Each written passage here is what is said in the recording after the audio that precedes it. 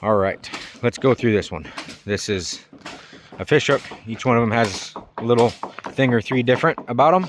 So let's go through this really quick. He says that he's all done.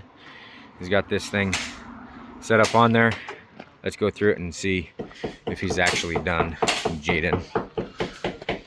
Man, that looks good on there. Looks really good.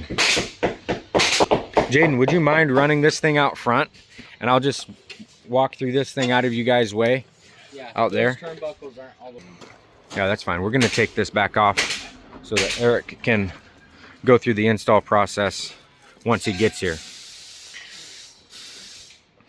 So we'll leave these jacks up. We're going to leave those up so that we can take this thing back off pretty easily and save a little bit of time. But those would typically come all the way up, obviously, out of the way. Okay. Got another one running down there. That one will go out next weekend. Oh man. Hold up! We're getting the wrench on the tire. Man, that sounds good. You're good! Makes me miss my truck. I had an 05 Cummins. I missed the heck out of that thing. I was just having to starting to have to work on it a little bit too much. So, but the engine and transmission were great. Man, that's a nice setup. Look at that thing. Okay. Okay, time to walk through it. Yeah, Jaden, let me move this other truck. We need to get it out of the way. That way I can go ahead and set it up. I'll move this other one. I guess I'll move this one.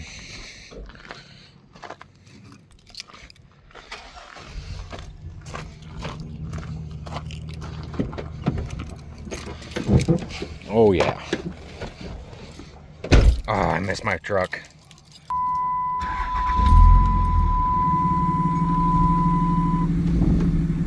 Eric said that he said to go and drive this thing if I have a chance. I don't think I want to do that to him. I don't want to drive it all on the road. It makes me nervous. I want to break somebody else's stuff.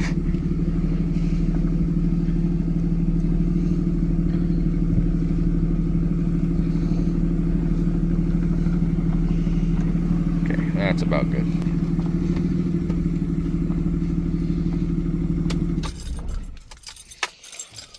Okay, time to walk through it. It is a beautiful day. I'm gonna put the trash truck in there. Okay. Look at that setup. That looks sweet. And that truck barely even feels it. Obviously, those jacks need to get raised. And stuff like this, maybe I'll encourage him to move that in one pin so that he's not as close to his jacks. Little things like that.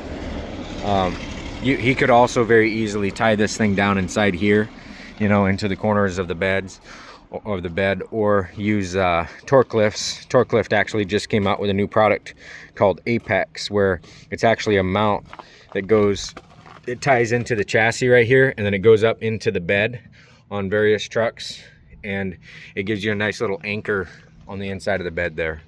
So you could always do those. But yeah, he likes his traditional tie down system because he had another pickup camper before, and now he's back to wanting a pickup camper, but he really dialed in on this one. And obviously classic story. Another one of our customers who came to us because they had tons of other campers, and they know exactly what they do and do not want, what's necessary, what's not, and then just pack all of that into the little Fishhook here. Now, for this truck in particular, he's got it lifted with a pretty significant suspension system on it, right? And so he's sitting pretty high. I believe before the camper is on there, the bed is at around 42 plus inches. So he's up there. He's sitting pretty tall. But I think this is an 09 Mega Cab. Obviously, you guys know it's a Cummins.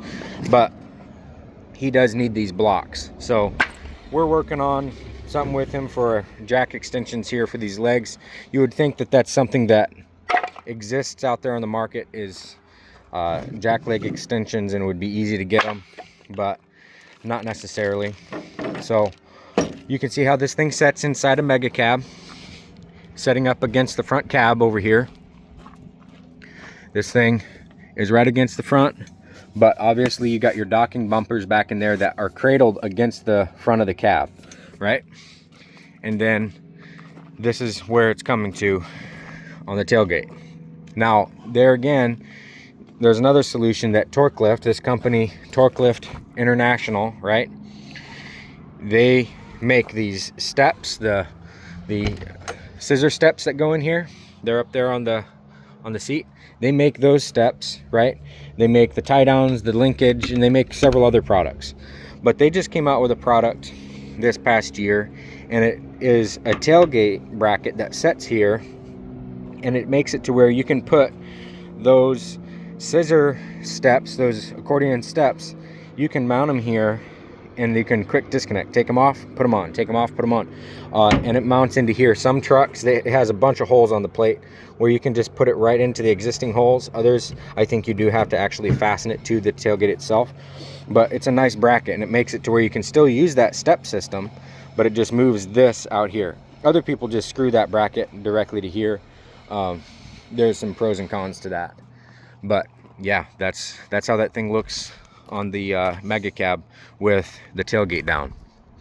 So then right here, this is one that I really like, and a lot of people ask about it, but this right here in particular, this L-track is what the folks have asked about for a long time. But it's the Fishhook was originally designed for that, like version 1 or 2 of the Fishhook, version 2 or 3 I should say. We designed the back wall to where you can do all kinds of upfitting in the future, to where you have multiple points, like I'll show you inside here, a Fishhook that's framed. You can see this wall here, there's multiple points of framing for all kinds of upgrades in the future, right? That's why this is so overkill here, is so that you can put a generator hanger there. You can put that L-track. You can even install like T-track or unistrut onto those brackets. You can put rotopack mounts, all kinds of stuff. So right here, I believe he's got several different plans for this area, but you can actually put a propane tank mount there for part of the season, another part of the season a generator hanger, other parts of the season maybe ski holders, all kinds of stuff can bolt into those L-tracks. And then this one, we just kind of did a freebie for him right here, and that is L-track run the full length of the sidewall. And guys, L-track, some people call it O-track. I used to call it O-track, but the official name of it is L-track. There are so many different things. Just Google it. Get on YouTube and look at L-track. There are so many different things that will bolt up or clip into this. And like inside, we use it inside. I love this stuff. Ooh, that's a jump. You can see this right here. This is the most practical use of it, right? You just take that clip and pop it in there. Whoops, left-handed. I'm actually a right-handed person. There you go. And this has a 1,300 pound rating, right? That's what it can handle. So that's where that goes. I hang all kinds of equipment up here, gear, frying pans, all kinds of stuff, right? But yeah, let's kind of go through this. You guys have seen plenty of other Fishhook videos. You know what the Fishhook looks like. Just go to our channel, you can see all kinds of stuff. I've got a full interior walkthrough video. But you can see here, he only did the sink in this one. And then this is a neat application, right? This is, that tape can come off now. That should be set up. This right here is something that we offer.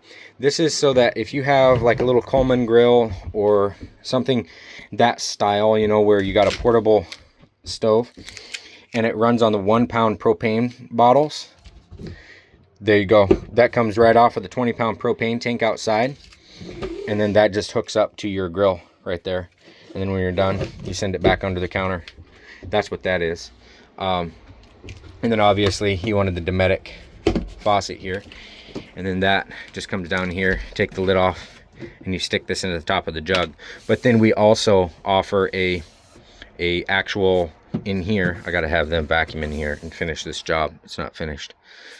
It needs vacuumed. Anyway, you actually put fittings in this tank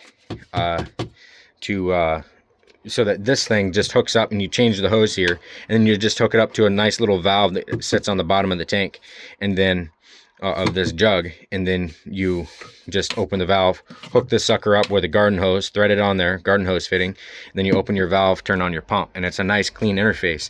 That way you don't have to deal with potentially a dirty hose getting stuffed down into the top of this tank and contaminating your water. And you don't have to deal with, if this thing, you forget to put this cap on, you get out there and you splash, the water splashes and gets all over the camper. That's why I like a little valve system with an actual threaded fitting. It's just a little bit more functional, and you get more flexibility to it of how you can interact with the system, rather than always having to remember to close this lid, right? Little stuff like that. But all of this is these jugs sit in here with a cinch strap, right? That just holds those in, and he's got a total of 10 gallons right there. So not bad. He can also hang it right up here on the wall if he wants to, like we typically do.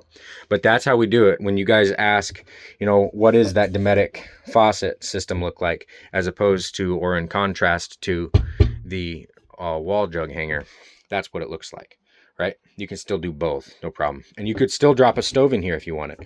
We plumb every single one of these things for a stove ahead of the time, right? And this is just a tap out, so you can do your proper lockouts on the system. But guys, yeah, that's this one. Those are the differences here. We just started wiring them for AC standard instead of you having to upgrade to that. That's now standard, because several of these things, a lot of folks outside of Alaska are interested in them. But you guys can go over at the end of this video and look at the upgrades, or the full interior walkthrough video that I did. I don't know if I talked much about this dual zone refrigerator, but they did want that one in this one. And then these right here, that's the awning on the outside. Traditionally, or before, this is the first Fishhook where officially you can put an awning on the passenger side. Originally, we had them only on the driver's side. That was just kind of the option. But we changed some stuff. We made the cabinets shallower and deeper, and we moved the windows up. So you get a little bit more function out of the cabinet because it's deeper this way, which counts for a lot. And then you actually get more room sitting here. As somebody sitting here, you don't bump your head on the back of that if you're a big guy. And you know, all of our builds fall within the proper rules of how a dinette should be built and the proper dimensions, so that most people don't smack their head. But every now and then you get a pretty big guy in here, and he'll have to scrunch a little bit without being able to stretch his back sitting there. Now that'll accommodate kind of the biggest person, really. So yeah, let's run out here. You can see that awning is on that side, and then we went ahead and put a light on this side now. That is standard now, a light on both sides of the unit. But he got the roof rack. Let's run up there and look at the solar. Man, that's a jump. Okay, so there you go. You can see there's the roof. Very nice. Both solar panels. That's more than enough power for this particular system. And man, you're just not gonna kill this camper. I mean, I'm sure you'll find its limit, but it's a pretty high bar. Okay, electric jacks, all that basic stuff. But yeah, guys, there you go. That's what that looks like on the Mega Cab Ram. I've had actually a considerable number of people wonder how that setup would work for them on their Mega Cab. And yeah, there you go. That's what it looks like. Okay, cheers. Catch you on the next one.